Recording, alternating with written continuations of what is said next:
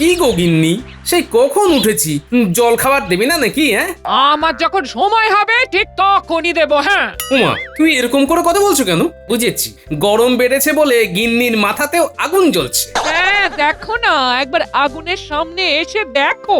সত্যি এবারে গরমটা অত্যধিক।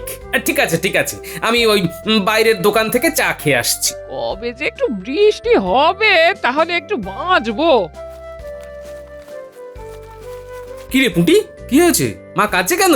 দাদু, ও দাদু, তুমি একবার আমাদের বাড়ি শিগগিরই চলো। এ কেন রে মা, এই কিছু হয়েছে? হ্যাঁ, পুটির বাবা মাথা ঘুরে পড়ে গেছে। ভোরে খেতে গিয়েছিল, কিন্তু ফিরেই এই অবস্থা। গরমের জন্য মনে হচ্ছে। এই চলো চলো চলো গিয়ে দেখি। গিন্নি তুমি যাও, আমি বৈদ্যকে একবার ডেকে নিয়ে আসছি। কি বুঝছো হে বৈদ্য? হ্যাঁ, দেখি দেখি। না না না না না না, ভয়ের কিছু নেই। গরমে বায়ু মাথায় উঠে অজ্ঞান হয়ে গেছিল। তবে যা গরম, একটু এই সময়ে কদিন বিশ্রাম নেওয়া খুব ভালো। সত্যি যা গরম। যুগের হাওয়া, গরম হাওয়া সব একসাথে বইছে। এই নিয়ে সকাল থেকে আমি 6 জনকে দেখলাম যাদের এই গরমের জন্য শরীর খারাপ হয়েছে। ঠিক আছে বৈদ্য, তাহলে রাজসভায় দেখা হচ্ছে। হ্যাঁ হ্যাঁ, আসছি আসছি।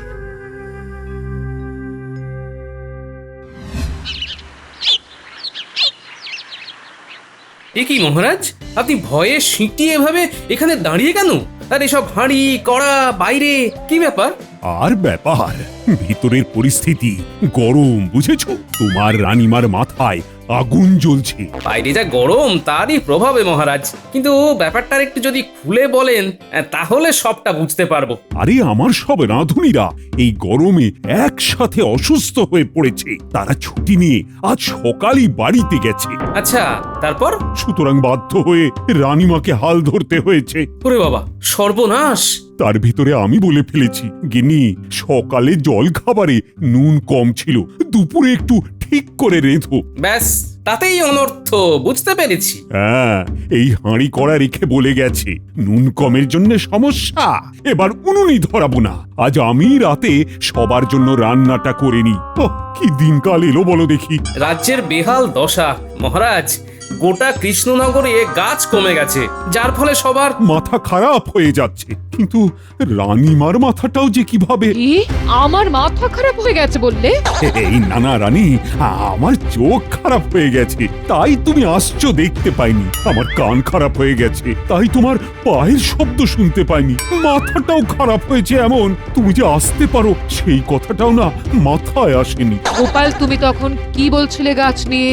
আগে রানীমা, এটাই বলছিলাম যে রাজ্যে গাছ কমে গিয়ে গরমটা ইহারে বেড়ে গেছে। মহারাজকে বলে কিছু একটা ব্যবস্থা করো। আমারও মাথা গেছে, আমি কিছু করতে পারবো না। আদিক্ষেতা, শুনছো? বলো, কান খোলাই আছে। চোখটা মনে হয় খোলা নেই না? মানে কি বলতে চাইছো, পরিষ্কার করে বলো না। তুমি কি দেখতে পাচ্ছ না যে আমি ঘেমে একেবারে চান করে গেছি? গিন্নি, আমিও ঘেমে গেছি। এখন কি করব বলো, খুব যে গরম পড়েছে। আমি জানি না, তুমি রাজ্যের মন্ত্রী, তুমি যে করেই হোক ঘটা বটাকে কাজে লাগিয়ে গরমটা কমিয়ে দাও না।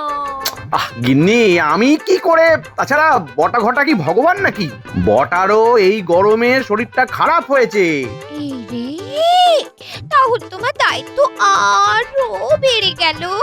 যে করেই হোক আজ রাজসভাতে গিয়ে একটা বিহিত করে আসবে। যত দোষ আমার ঘাড়ে দেয়। আরে আমি কি করি? আমি যে বড়ই অসহায়।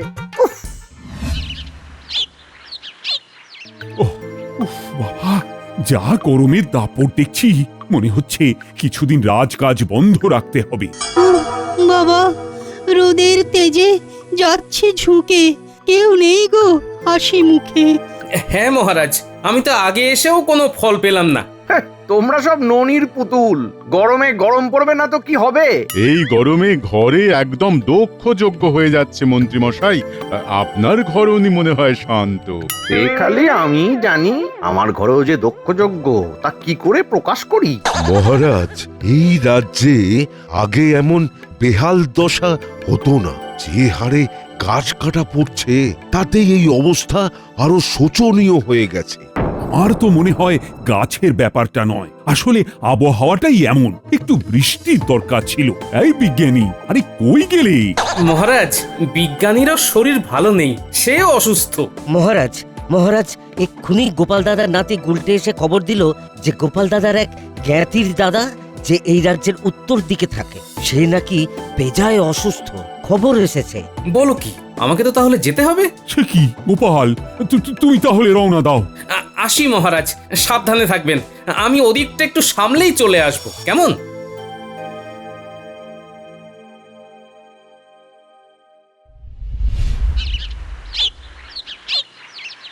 গিন্নি, তাহলে আসি, সাবধানে থেকো। হ্যাঁ, ধরে রাখো দিন দুয়েকের ব্যাপার। আরে বাবা, হ্যাঁ, তুমি চিন্তা করো না, আমি ঠিক থাকবো। হ্যাঁ, আর শোনো, এমন গরমে না হুটহাট করে বাইরে যাবে না, বুঝলে? আমার ওই কেলে পচাকে বলা আছে, ওই তোমার বাজার হাট করে দেবে। বেশ বেশ, তুমি আর তোমার নাতিরা বনের মধ্যে খুব সাবধানে যেও। হ্যাঁ, এই সবাইকে একটু দেখে রেখো। হ্যাঁ, তোরা সব দেখে শুনে চল বাচারা। হ্যাঁ, বনের পথটা খুব একটা ভালো নয়। একটু বসতে পারলে ভালো হতো রে, আসলে বয়স হয়েছে তো। বসবে কোথায় দাদু? ছাড়াই নেই, এই বনটা খালি নামেই বন, গাছই নেই। আর আরেকটা জিনিস খেয়াল কর, বনের গাছগুলো যে মরে গেছে তা কিন্তু নয়, গাছগুলোকে উপড়ে বা কেটে ফেলা হয়েছে, এটাই বলতে চাইছিস তো? একদম ঠিক ধরেছিস। চারদিকে বড় বড় গর্ত, যেন কেউ বা কারা সব গাছ তুলে নিয়ে গেছে। কি বলছিস? উপড়ে বা কেটে ফেলেছে? হ্যাঁ দাদু, তুমি দেখো ভালো করে। তাই তো, তার মানে বনটা ফাঁকা হয়ে যাওয়ার জন্যই এত গরমে দাপট। আর যে কাটছে তার উদ্দেশ্য কিন্তু ভালো নয়। সাবাস, একদম ঠিক ধরেছিস। গাছ কেটে নিচ্ছে লুকিয়ে লুকিয়ে, ব্যাপারটা ফিরেই দেখতে হচ্ছে। কি গো, রাখতে পারলে? সব আঁটলো? না না, সব ধরেনি, আরো বেশ কটা হাঁড়ি লাগবে। আরে কতলি মোহর আছে বলো তো? না না, আমি না, তুমি বলো। 30 থলি গো গিন্নি, 30 থলি। বাহ, 30! তুমিও তো তাই। কবে পেরিয়ে গেছে। আমার কাছে কিন্তু সেই 30ই আছো। এই মোহর গুনা যদি না শেষ হয় তাহলে মোহর গুনতে গুনতে যদি আরো রাত হয়, বেশ মজাই হবে, কি তাই তো?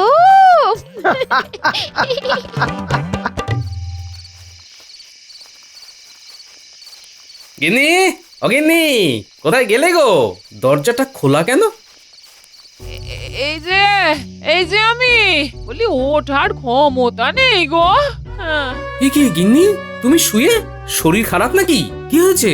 এই গতকাল হাট থেকে ফেরার পর না, বিকেল থেকে খুব খুব শরীর খারাপ। হ্যাঁ, কি, তুমি কাল বেলার দিকে হাটে গিয়েছিলে? কেন গেলে? কেলে পথাকে তো বলে গিয়েছিলাম, ও আসেনি? সে প্রথম দিন এসেছিল, কিন্তু কালকে শুনলাম বন যেখানটায় শুরু হচ্ছে না, সেই প্রান্তরে নাকি ডাকাতরা তাকে মেরে হাত পা বেঁধে ফেলে রেখে গেছিল। কি সর্বনাশ, এসব কি শুরু হলো? এবারে বুঝেছি, হাট থেকে ফেরার পথে তোমার এই গরমে রোদ লেগে শরীর খারাপ হয়ে গেছে। হ্যাঁ, কিন্তু কেলে পচা মার খেলো কেন? বনের মধ্যেই বা গেল কেন? ডাকাতদেরই বা মুখোমুখি হলো কি করে?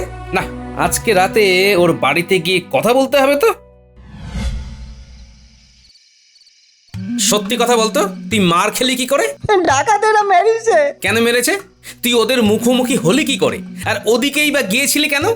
আমি বাতের তেল বানাবো বলে একটা গাছ খুঁজতে গিয়েছিলাম, তখনই বনে লুকিয়েছিল ডাকাতেরা, আমায় খুব মারলো গো, ব্যথা করে দিছে গো গায়ে গতরে। ও, তোকে বিনা কারণে মারলো? আরে আরে, তোর বালিশের পাশে ওটা চকচকে কি রে? কিছু না, কিছু না। হ্যাঁ হ্যাঁ, না না না, আমি দেখে নিয়েছি, ওটা একটা রূপোর মোহর। বাবা, এমন ডাকাত তো দেখিনি, যারা মারে আবার মোহরও দেয়। হ্যাঁ, না না, সত্যিটা বল কেলে পচা, আসল ব্যাপারটা কি? আমি বনে গিয়েছিলাম একটা গাছ খুঁজতে, তখন মন্ত্রীমশাই ঘটা আর দুইজন সঙ্গীকে সাথে নিয়ে অনেকগুলো গাছের গুড়ি বেঁধে গাড়িতে তুলছে। আমি তখন জিজ্ঞাসা করলাম, তোমরা কি গাছ কেটেছো? তারপরে বুঝেছি, তোকে বেদম মারলো তাই তো? আর তুই ভয় পেয়ে বলে বেড়ালি ডাকাতরা মেরেছে, কিন্তু ওই রূপোর মোহরটা পেলি কি করে? হ্যাঁ, ওদের কারো ট্যাগ থেকে টুকুস করে খসি পড়েছিল। খেয়াল করেনি তো, আমি কুড়িয়ে নিয়েছি।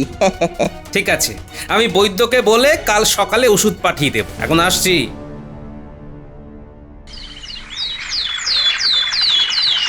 বলছি বিজ্ঞানী, তোমার কাছে কি এমন কোনো ওষুধ আছে যেটা প্রয়োগ করলে গাছ খুব দ্রুত বাড়ে? ছাড়ো, তোমার খুব কাশি হচ্ছে, তুমি লিখে দাও বরং।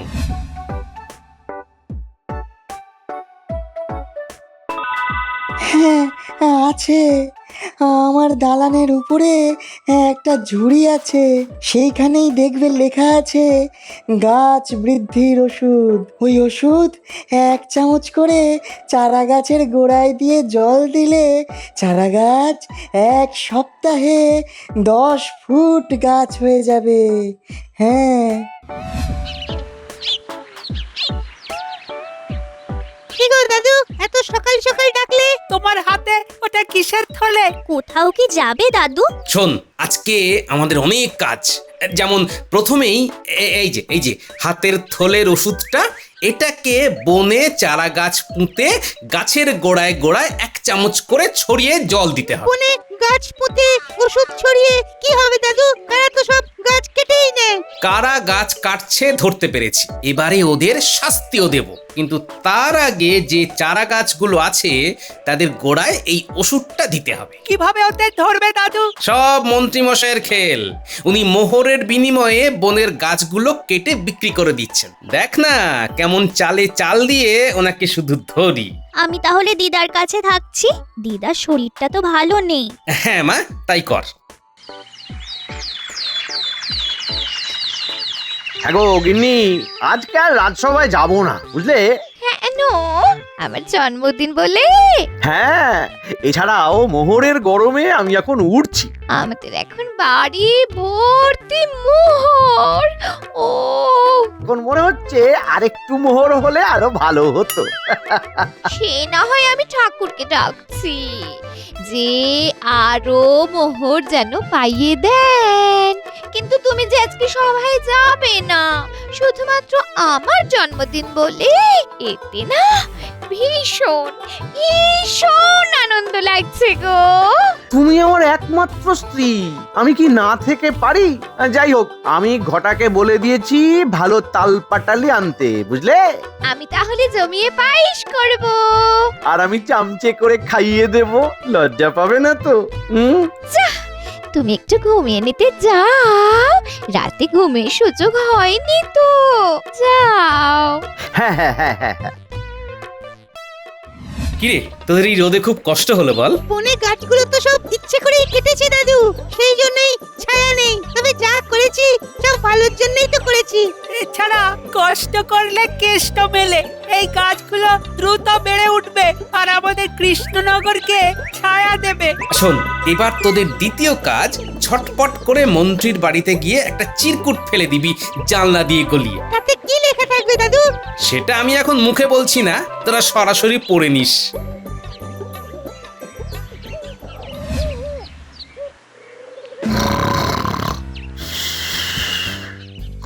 উল্টে দেখ, মন্ত্রীমশাই ঘুমোচ্ছে, দুপুরে খেয়ে ভাত ঘুম দিচ্ছে।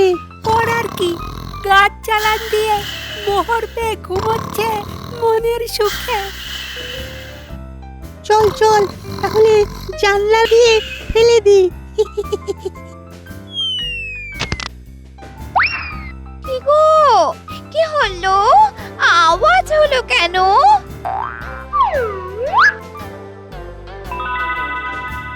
কাগজটা তার মানে জানলা দিয়ে কেউ ফেলে গেছে।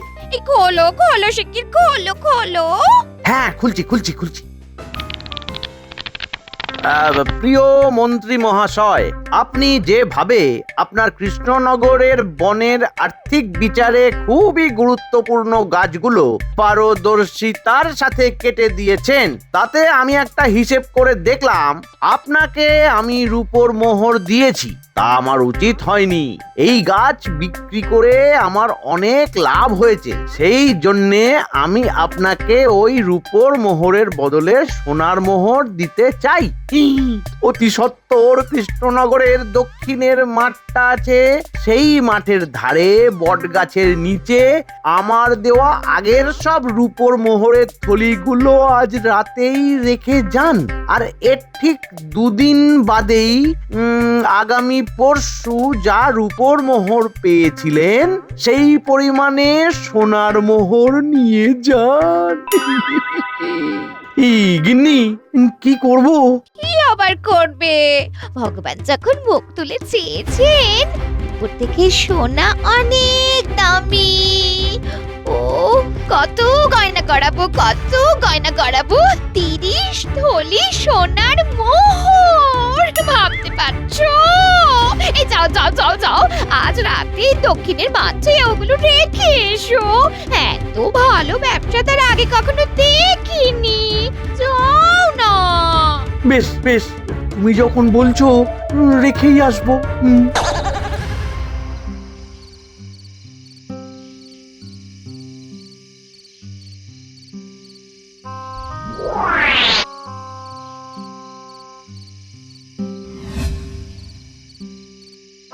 দাদু, এখনো পর্যন্ত 28 থলি গোনা হয়েছে, আরো 2 থলি আছে, তার মানে 30 থলির উপর মোহর। ভাবা যায়, রাজ্যের প্রাকৃতিক সম্পদ বেচে 30 থলির উপর মোহর পেয়েছে।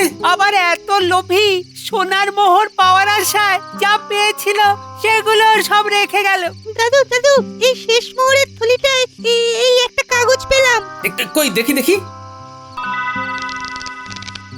এতে লেখা আছে যে মন্ত্রীমশাই কৃষ্ণনগরের বনের সমস্ত দুর্মূল্য এবং অতীব কার্যকরী গাছগুলি একদম সঠিক সময়ে সঠিক সংখ্যায় কেটে দেওয়ার জন্যে আপনাকে আমি 30 থলি মোহর দিলাম। আশা করি এই চুক্তিপত্র আমাদের ভিতরেই থাকবে। ইতি হীরালাল ব্যবসায়ী। তার মানে এটাই চুক্তিপত্র।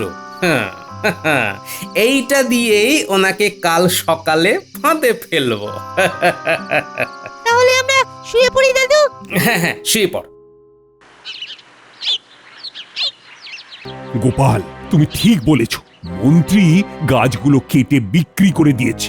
আগে হ্যাঁ মহারাজ, এই দেখুন আমার দেওয়া চিরকুটটা, আর এই দেখুন মন্ত্রী আর ওই ব্যবসায়ীর মধ্যে হওয়া চুক্তিপত্র। কি সর্বনাশ! আচ্ছা, এই মন্ত্রীকে নিয়ে কি করা যায় বলো তো? দেখুন না মহারাজ আমি কি করি। যতই আপনি এই গরমে সভা কাজ বন্ধ রাখুন না কেন, মন্ত্রী মশাইকে আমি এই অপরাধটা স্বীকার করাবই। হ্যাঁ, আমি তাহলে এখন কি করব? পেয়াদা দিয়ে মন্ত্রী মশাইকে সত্তর ডেকে পাঠান, আর তারপর মজা দেখুন।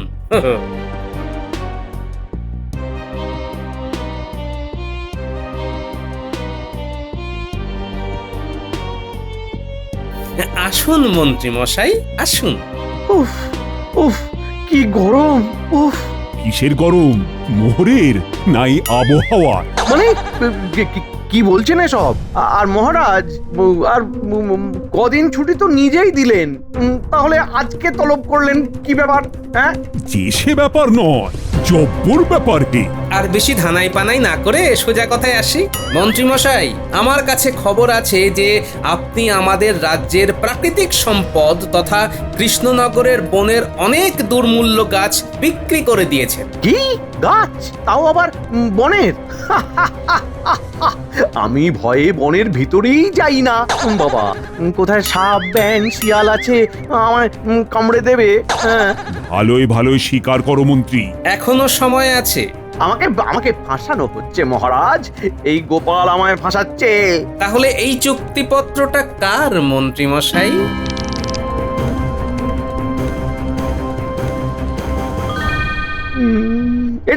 এটা নকল, এটা ষড়যন্ত্র। আমি না রাজ্যের মন্ত্রী, আমি কখনো এমন করতে পারি? বেশ, তাহলে গতকাল রাত্রে দক্ষিণের মাঠের কাছে বট গাছের নিচে যে 22 থলি রূপোর মোহর পেয়েছি, ওটা তাহলে মহারাজ আমরা বিলিয়ে দিই, কি বলেন? এই না না না, 22 না, 30 থলি মোহর ছিল। সে কি মন্ত্রী, তুমি কিভাবে জানলে? তোমারই মোহর নাকি ওগুলো? আজ্ঞে না মহারাজ, মানে মানে হ্যাঁ মহারাজ। মন্ত্রীমশাই, দক্ষিণের মাঠের কাছে বটগাছের নিচে রূপোর মোহর রেখে সোনার মোহর ফেরত নেওয়ার ফাঁদ আমি পেতেছিলাম। হ্যাঁ হ্যাঁ নয় হ্যাঁ। চলো মন্ত্রী, আজকে তোমাকে চরম কঠিন শাস্তি দেব। রাজ্যের প্রাকৃতিক সম্পদ এভাবে বিক্রি করা চরম অপরাধ। আমায় আমায় ছেড়ে দিন মহারাজ, আমি আর করব না। আমার বাড়িতে এখনো তালপাটালির পায়েসটা কিছুটা পড়ে আছে। আমায় ছেড়ে দিন, আমি বাড়ি গিয়ে পায়েস খাবো মহারাজ। চলো, তাল পাটালি করাচ্ছি তোমায়। মন্ত্রীমশাই, এই গরম টালির ওপরে খালি পায়ে দাঁড়ান। ওরে বাবা, এই কি গরম! এই পা রাখতে হ্যাঁ পারছি হ্যাঁ না। মন্ত্রী, এই যে, এই যে, এইভাবে টালির ওপর পা রেখে তালে তালে নাচতে থাকো। তাল পাটালি।